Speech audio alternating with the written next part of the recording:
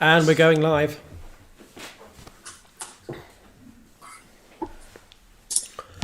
Hello, everybody. It's AMPjam 2021, day 2, and we are joined by man of the hour, Matt Griffin. Hello, everybody. Currently, Matt. Well, I should probably say, Matt, you're man of the quarter past the hour because we are running a little bit late, and I do apologise about that. But I also meant you're the man of the hour for your poster release this weekend, and it's an incredible poster. It's when you sent it over and it's like, this is it. I'm like, and I think the two versions of it. They both have their own. They both tell different stories, and I think that the fact that largely it seems to be a color variation. And of course, we'll go into that. But it's the color variation is doing that storytelling. It's just genius. So well done, you. Thank you. Clever clogs. We're going to put your 2001 up on the screen. There is an exclusive pre-sale for this poster in the comments section.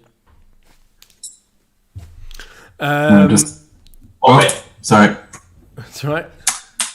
I just wanted to get it up on the screen, and it wasn't muted. So for a second there, you had that.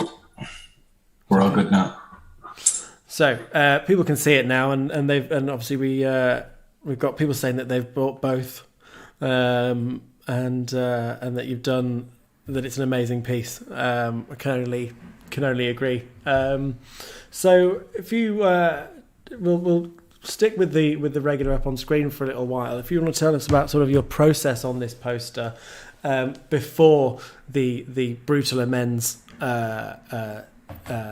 section of the process for you,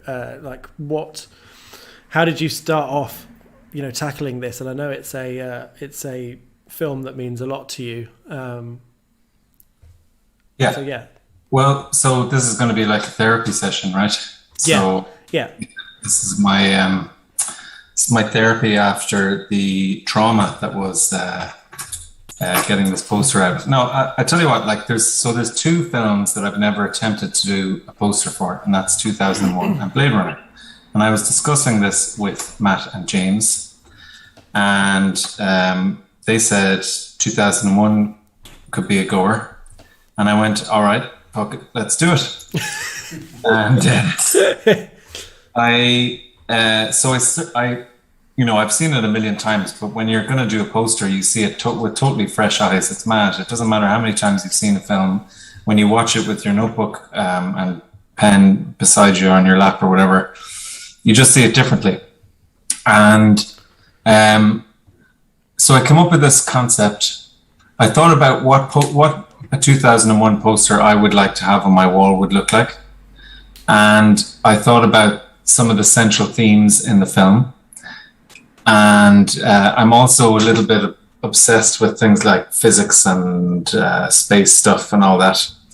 And that is very heavily referenced, of course, in the film.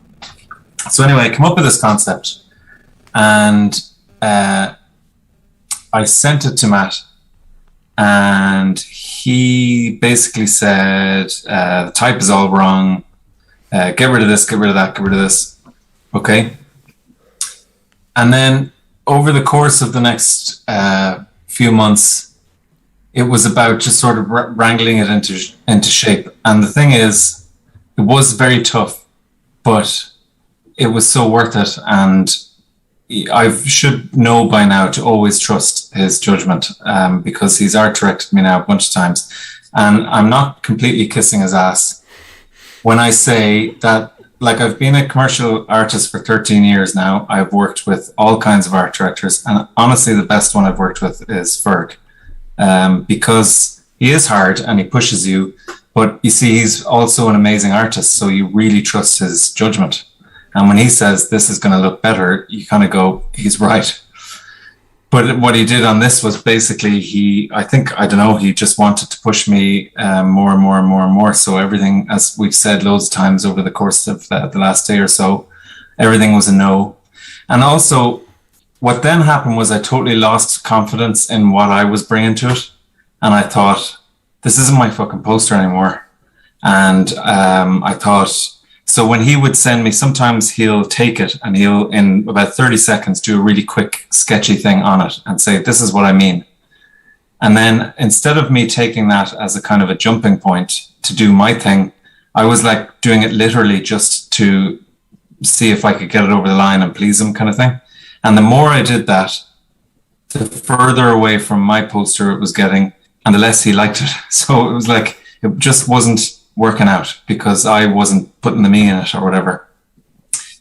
And anyway, this went on and on and on and on. And I got to the point where I really did say, fuck this, I'm out. And like, not in a kind of a throwing my toys out of the pram way. And I wasn't annoyed with Matt or James or anything like that. It was just a case of, I'm not doing a good job on this. And it's a film I love so much that I don't want to not do a good job. So I just, we were on our DM and I said, listen, it's not working. And so I'm just going to pack it in. Okay. And very casually, Berg said, yeah, just come back in a week. Like he totally ignored the fact that I was spitting my dummy out and I'm finished with it. He's like, yeah, come back in a week. And I think in about 3 or 4 days later, I went back to it and I just went, okay, do what I think looks good based on what he's after. And that I sent that off and it was like, that's it, you've nailed it. So it needed that kind of push. And yeah, like the end result is one of my best things I've done. So always trust what he says. And maybe during the process, I don't like being pushed, but at the end of it, I always think, thank God I was pushed because it made for such a better image. And he's an amazing art director and he undersells himself all the time on that. I had nothing to do with it and all that. He's loads to do with it. I was nearly going to put this out as like a joint poster. So what is it about his approach to art direction that's like, what is it in his sort of, if we say like, what has he got an eye for that makes it so valuable to get that input? Well, like he said himself, I know what I want to see, and I just wait for the artist to deliver that. Because he's got good taste, and he can make great posters himself, and so when you know those two things, you just trust his judgment, and you know that if he's saying this isn't working, even if it's something you like the first concept, okay, and he mentioned this in the call, was I wanted to make the monolith affect space around it like a black hole would, but kind of subtly. So there was no Jupiter there, it was space. And you'd have to look it was going to be 24/36, so it'd be quite big, but it was to be one of those things where you're like, oh, now I see it. The light is bending around the shape of the monolith the closer it gets. And then the other thing was graphs have a large part to play in all the little displays. The fact that physics is a big factor. I wanted the whole thing filled with graphs, those graph lines kind of things, and space distorting. And it was like, lose that. And then hook by crook, it was like, how about I think I sent over a rough with Jupiter in the background and then making it red to resemble kind of Hal. And bit by bit we got there. And then, so for the variant, I just kind of pop that up on the screen so that people can see. All right. Here. So I threw a Hail Mary pass for the variant, and I went, maybe this is my chance to get back some of that original stuff.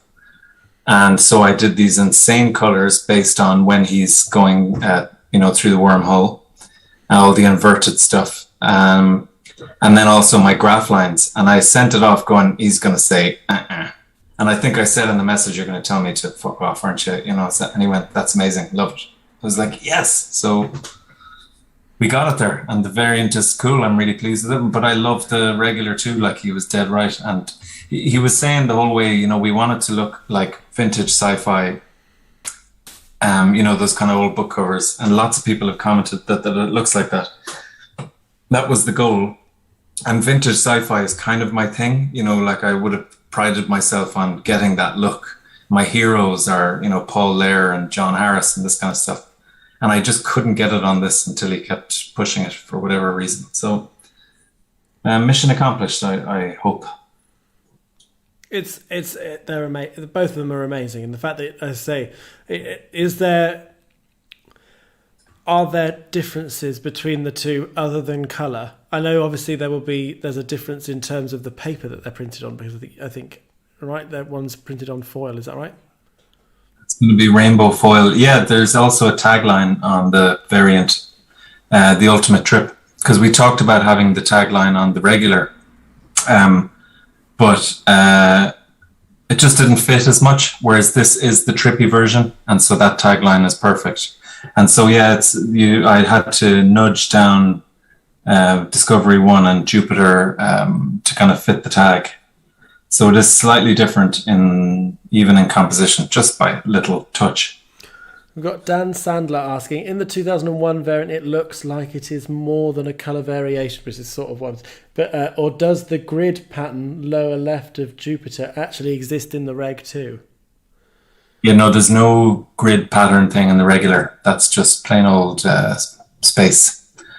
And we're kind of referencing the original 2001 poster as well, and the way the cosmos is done, and very painterly brush strokes. It was quite hard to nail that down too. That was another process where I was trying to do what he was sending me in the examples, and it was like, that's not it. And then eventually I sort of did my thing, and it worked. So yeah, the graph thing is, I just got that in the variant, because that was one of my, from the start, I wanted these graph lines in it. And I got them in the end, and they're sort of subtle, they're I think hidden in there a bit. So yeah, look, I'm really, really proud of it, and I'm glad people like it. Yeah, it feels sort of. It was it's such a stunning piece. It's an honour to have it, associated with the event. To be honest with you, obviously your work there's more than poster work that you do. For the people who are hearing from you for the first time, if you could give people a little bit of an idea of the other stuff that you do outside of posters, obviously, in terms of like illustration, for example, it would be great for people to sort of know the full spread of what you do in terms of creative work. Yeah, well, so for the last 13 years, commercial illustrator. And I guess the main industries I work for are film and publishing. So in publishing, I do a lot of book covers and some book interiors. I'm doing a little bit less of it these days than I used to, only because I guess I just pick the projects I really love and I'm passionate about, whereas for a good 10 years there, you just don't work so badly that it was like any job that came up. So there's all kinds of book covers out there that you would not realize are by me. That aren't in my portfolio or shown on my website or anything, I would have just done anything, gun for hire kind of stuff. But mostly that. And then in the film side of things, so I would do an awful lot of covers for Arrow. I've done over 100 now pieces of art for Arrow. So I haven't done 100 individual sleeves, but there's box sets with 5 or 6 different sleeves in them, and there's booklet designs and all that. So over 100 pieces for them. And then bits and bobs of film posters and stuff. And I was kind of hovering around the AMP scene for a good few years. Kind of started with this Pan's Labyrinth I did way back, like 9 years ago now. And that got shared a lot. And then I would have done the odd bit like for Hero Complex, and stuff like that, but just sort of hovering around. I think that's how I got to know Ferg and all that kind of stuff. And then eventually, started working with Bottleneck and Vice, and that's been it for, about 2 years now, is it? Since the first 2 or 3 years. I've lost track of time because of fucking COVID. We all have. I have no idea how long I've been doing anything. Yeah. Oh no, I was going to say, we've just got Matt Ferguson is in the house. Comments wise, and he says, you did such a great job, I couldn't be happier with it, and gotta say again, your work ethic and putting up with me was something else. Oh, he's like the proud parent. Well, the thing is, he knew what he was doing, so and I trusted. So yeah, like I said, in the moment, maybe you're like, oh, fuck this. But you just go, come on, he's right. He's always right. So yeah, he's a great fella. He's a good mate and a brilliant art director. And I will trust him always with posters to help me out. He's actually going to help me out in something else soon, very kindly. Nice. I'm on board to help me on another thing, So he's just a good eye to have in your work. Like Peter Diamond's another one. We talk all the time and direct messages, and we show each other our stuff as we're working on it and critique it and make pointers. It's invaluable stuff when you respect the other artists, so you love their opinion. I think that's one of the things I appreciate about again, like this in doing AMPjam and obviously Tom with Dropcast, is that when artists are referencing, well, I spoke to this other artist and how there's, you've got this pool of help, to get someone to cast their eyes over something, and just, if you're in two minds on something in particular, or whatever it is, that there is that sort of. We've talked before about the sort of community aspect of things, and it extends to more than just sort of being mates. It's also a professional sort of thing. He says, couldn't be happier even. Oh, okay, he was correcting his own typo. Okay. Yeah, so you've got a couple of previews that you've sent us, which would be cool to show. These are for pieces coming out with Bottleneck, is that right? Yeah, this is one poster. It's my first Marvel licensed print with Bottleneck, and they are releasing it at New York Comic Con, obviously virtually, not in real life, as we know. But yeah, it's coming out. So I think information on this, maybe the reveal is at the end of the month. I'm not sure, but I'm pretty happy with this one too. We're going to drop it into the live stream so that people can see it. Here we go. This is just a snippet, which if you're in my group on Facebook, you would have seen a crop of the phase 2. So yeah, it's for Old Man Logan. That's not a secret. That information is publicly available, and. I hadn't actually read the graphic novel before doing the poster, and I read it to do the poster, and oh my god, it's absolutely amazing. It's completely crazy, like the whole stuff with the Hulk and what's happened to him in this future, and his family and his relatives that are all very, very closely related to each other. Absolutely amazing stuff. Just so you know, our team AMPjam here has gone a bit ecstatic over seeing the imagery here. It's just because we've been obviously you've sent over these files to sort of me and Key, but Chris and Darren have not seen it before, so they're sort of going.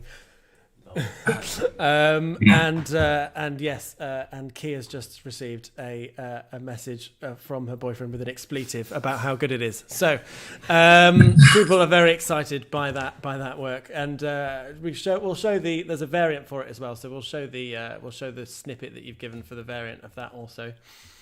Yep.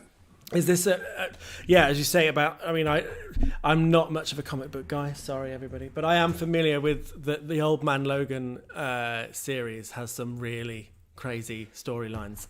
For example, if I'm not mistaken, there is a symbiote that attaches itself to a T-Rex. Is that right? Venomsaurus. Yeah, and there it's brilliant. It's absolutely brilliant. Like, I think there's a few books, but I just read the first one, and he's an old farmer with a wife and kids, and he's completely eschews violence and will never do any violence again. And you learn later in the book why that is. And his landlords are the Hulk clan that are now basically. Like I say, very closely related to one another, a little bit too related to each other. And it's just, it's absolutely genius. So in the poster, what I went for is, it's the themes of being kind of old and broken, and that Wolverine as an entity is broken, and he's split into two halves, because on one hand, he's this old man who never wants to do violence again because of what he did in his past, and then the other half is Wolverine as a hyper-violent thing, entity, and I hope I did it justice for fans of it. That is for sure. Yeah, it's an incredible piece, and we have seen the full thing, and it's awesome. And you're releasing it. Was that for NYCC? Is that right? Yeah, Bottleneck are releasing it for NYCC, and further information can be obtained towards the end of the month, I believe, from our friends at Bottleneck.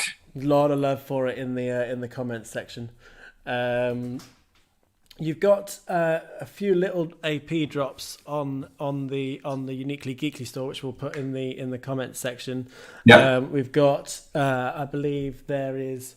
Let me get this right. There's some Up. There's some Dune. Well, there's one Dune, I think. Loads of Up. Highly. Pardon?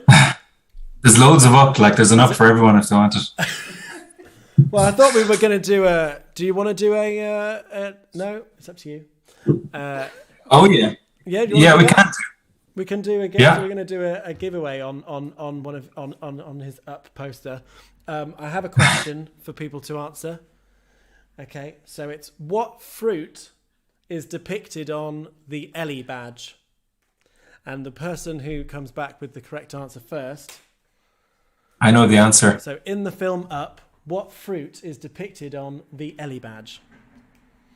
And yes, the winner will get a copy of Matt Griffin's Up poster. And so I think we've got Up. There's literally one Dune, which I know is very highly sought after. And I can't remember what else. Do you remember what else?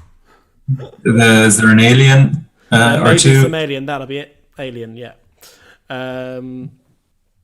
So I will pop that link in the comments section in a second. Let's see who. Nobody objects if I The answer is Tom Warwick with grapes. That is correct. It is grapes because it is a grape soda bottle cap. So, contact AMPjam on our social media, and we will sort out that for you. Benbow has put Snosbury. Yes, so it's BFG reference. Strong guess.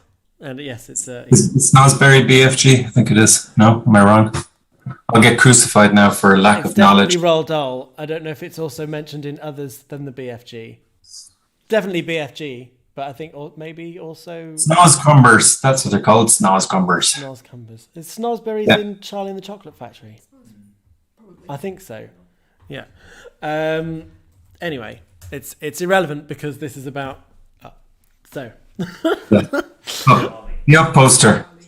It's not like my regular stuff. The old Up poster. My first forays into the scene were Iron Giant and Up, which are very, very different from everything else I produce.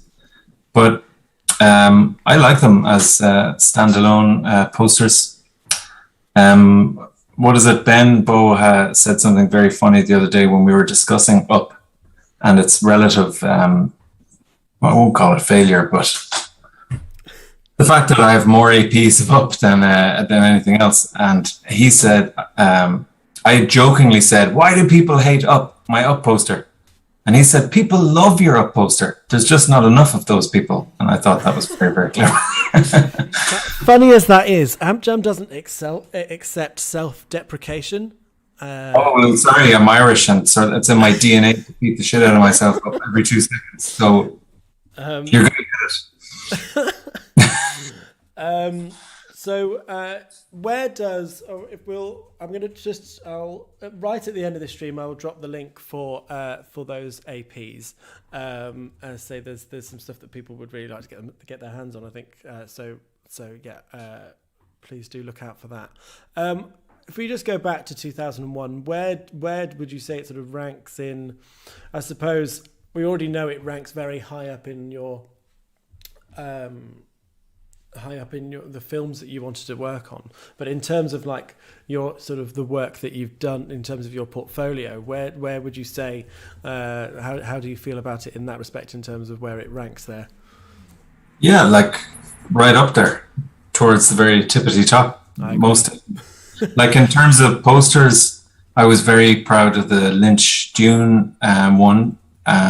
Obviously, me and Dune are kind of very much interlinked as entities.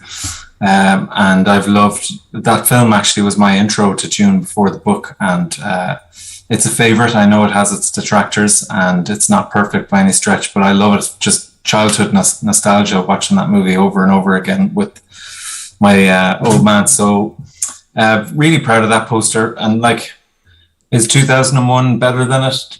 Quite possibly. I don't know. Like, you get better as you go, you know, so then the next thing is always going to be better, I hope. Like, who knows? I could come out with an absolute pile of shit next.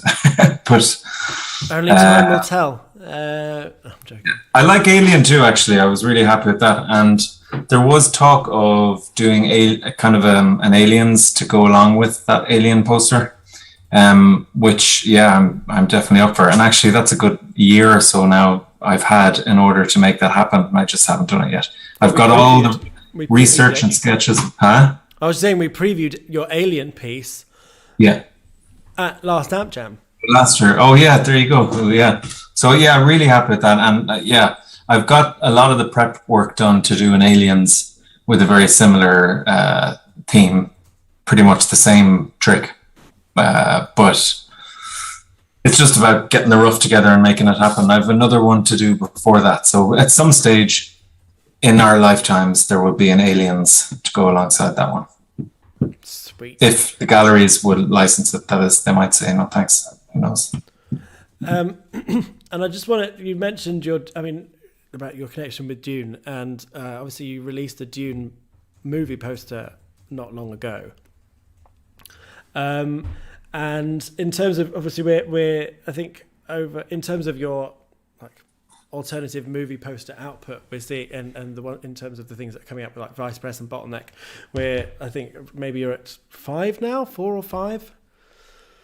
Iron Giant up.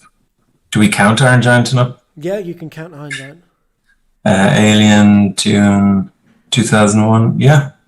Yeah. So well, we released obviously the book cover art as a print as well, and then we also did the interior illustrations as limited edition giclées. So there's those as well. So yeah, there's been a few over the last while. I'm not fast enough. I think I drive Joe mad because he'd like me to be doing more than I do, and he says I have things that we agreed to do together have a tendency to kind of disappear a little bit, because I do find my creative muse flits around a little bit, and I'll start drawing really weird space helmets and get obsessed with doing that for a while and forget about doing a poster. So there could have been more, but I go off on these and do these other things. But there's certainly more to come in the pipeline, definitely. Also, so I was just going to say about in terms of your output thus far, it seems like there's this. I just get this impression that there's so much more to come from you, because there are, I think you get hints of, like, I think with Matt Ferguson talks about, we were chatting recently, he was talking about Dune and about how he wants to see things that are gonzo, and what you came out with for Dune is gonzo. There's a lot going on there, not in a negative ways, and there's a lot of things that have been drawn there, whereas in the 2001 it's a lot more pared down. And then there's the Dune poster that you did that became the Dune book cover that became a print, and that's quite pared down. And it's just seeing that range that you've got, and obviously with the Wolverine, it's a study of a character I just get this impression that there's these two, there's these two sort of extremes and everywhere in between still, and lots to come from you across that whole range. We'll use the word range because my mind has gone blank on the word I was after.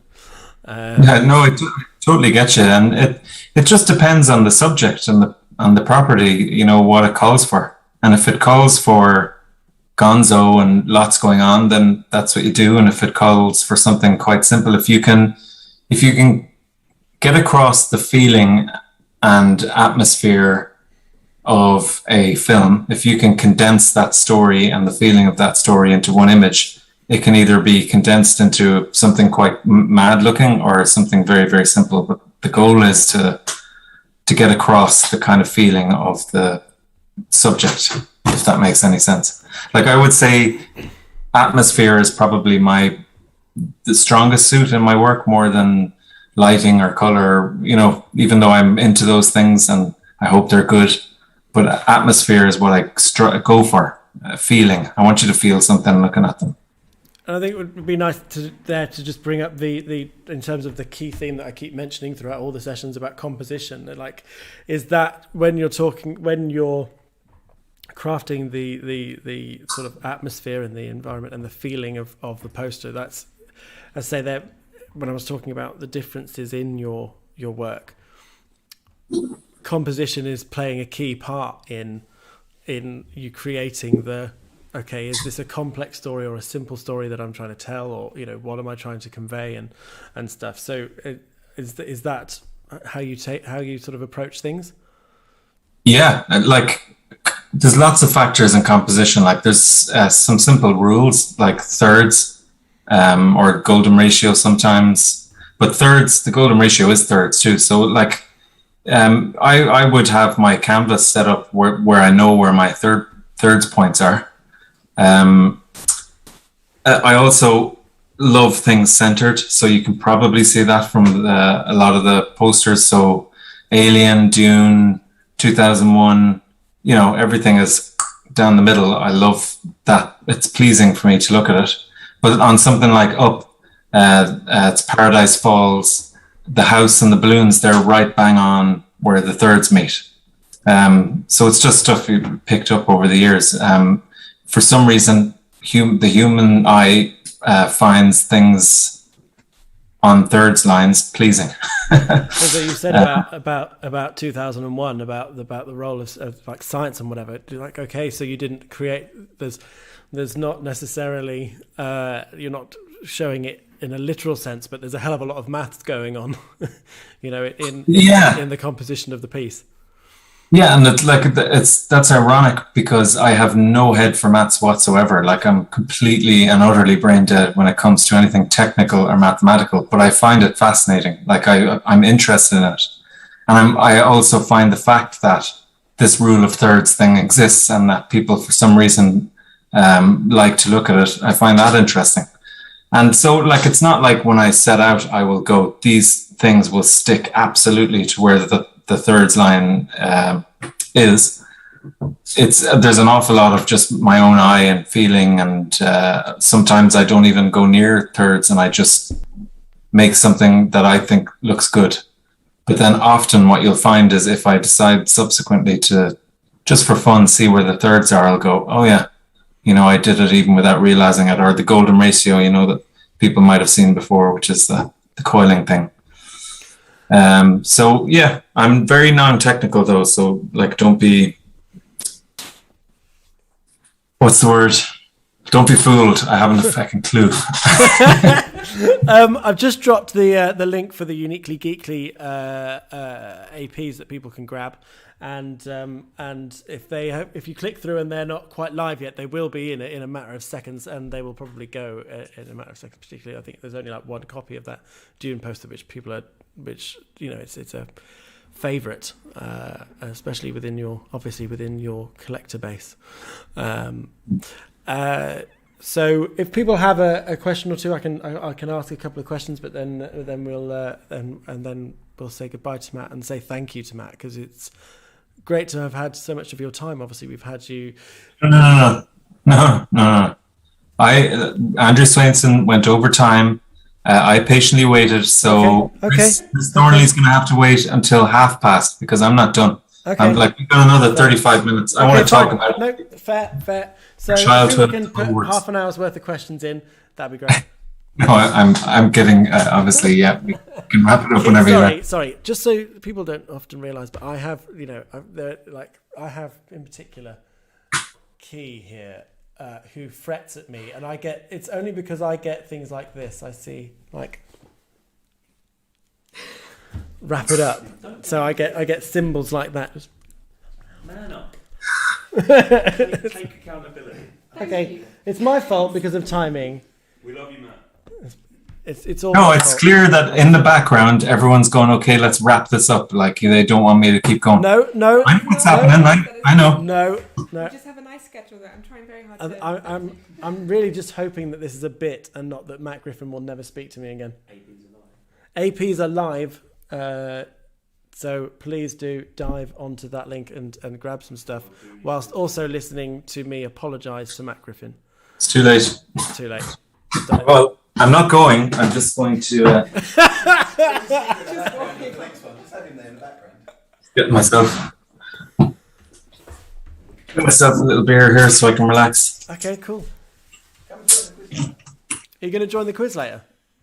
Possibly. Last night and during our social, I may have tied one on slightly. I don't know if anybody noticed, but when I did the fake beating of my dog to death, it might have been because I was a little bit tipsy. It's because I get nervous, by the way. And so in order to overcome the nerves, I may have over lubricated my throat and stomach with alcohol. And so I was feeling a little bit delicate this morning and wasn't going to touch a drop. And then I got nervous before this. So I said, I need to have a little beer. So now I'm not nervous. I feel good.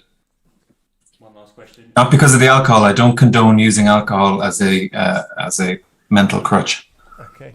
Chris Gibson would like to ask a question. Last question, if we may. When will you be putting some art on your walls, seeing as you are an artist? He's a piss artist. Yes. So, tell you what, piss artist. That wasn't me. Sorry. He was joking, and he loves your stuff. You know what? I may do a walk off now. Oh, You know, a lot of shit I've taken about this cursing thing and being accused of being a potty mouth. Like I've got one thing right up on the wall at the moment, which is my Killian Ang, because I love. Sweet. Very nice. Nice. And I also have. There's my print collection, and I've got tons of them. Like really, I have quite a lot. Joe at Bottleneck needs to send you a Baroque portfolio. That's what needs to happen, I think. Yeah, I need to get a flat file. They're actually quite hard to come by in Ireland for some fucking reason. But also, anyway, what I'm going to do is I'm putting up, I have the Japanese variant of Ferg's Empire poster, and I think it's the greatest poster ever. So that'll be going up there. I said this last year as well, by the way. And I'm pretty sure I was on Dropcast with Tom talking about this very thing like 2 years ago. So fuck, I will get around to it. God, you put prints up slower than you make them. You put prints up slower than you make them. Yeah, I know. Like the place, I still haven't unpacked, and I've been in the studio for a little over a year, and there's still bags of crap on the floor. Like, yeah. You see all that? It's like I haven't unpacked yet after over a year. So Nice. I'll get around to it. I will. It's on my list. Okay. People have said that the dunes have gone. They went like that, and But they're still up. Get them. but they're still up. So There's still ups. No. Really? come on, everybody, get down on up. And What happened there? I missed that. I feel like I'm the butt of people's jokes here now. no, you're not. It's I said. So come on, everybody, get down on up. Oh, nice. It's fine. Nice. Yeah. Yeah. Any other questions or anything like that apart from art on the wall? There's two questions in there. There's what's Matt drinking? Oh, beer. It's an Irish beer called Rockshore, and it's very light, and it's the only beer I'm not allergic to currently. So, yeah, I'm allergic to things I love, like Guinness. I can't drink anymore. Most beers, but this one I can drink. So it's lovely. Just clarify to me, Key, whether you're saying that I should go on. Can both. Okay, we can carry on if you want. After we end the session. Okay, right. Sorry about that, Matt. There's one last question, which is what are your thoughts, and maybe a sentence reply on what are your thoughts on 2049 when it comes to Blade Runner. Okay, make yourselves comfortable, people, because I'm going to talk. No, I've got a lot to say on this. This will be a verbal essay on the merits of 2049 as a sequel. I absolutely adored it. I think he did the perfect job in making a sequel to Blade Runner, which was a nearly impossible task, but he pulled it off, and I love it. It's no Blade Runner, but it is. Fuck it, I love it. It's amazing, perfect, well done. See you later. Good night, AMPjam. Thank you, Matt, and thank you everybody for watching. And yes, we'll see you very shortly with Raid 71 and Tom Dizzy. Awesome. Bye. Bye. And bye. Matt. Amazing. I'm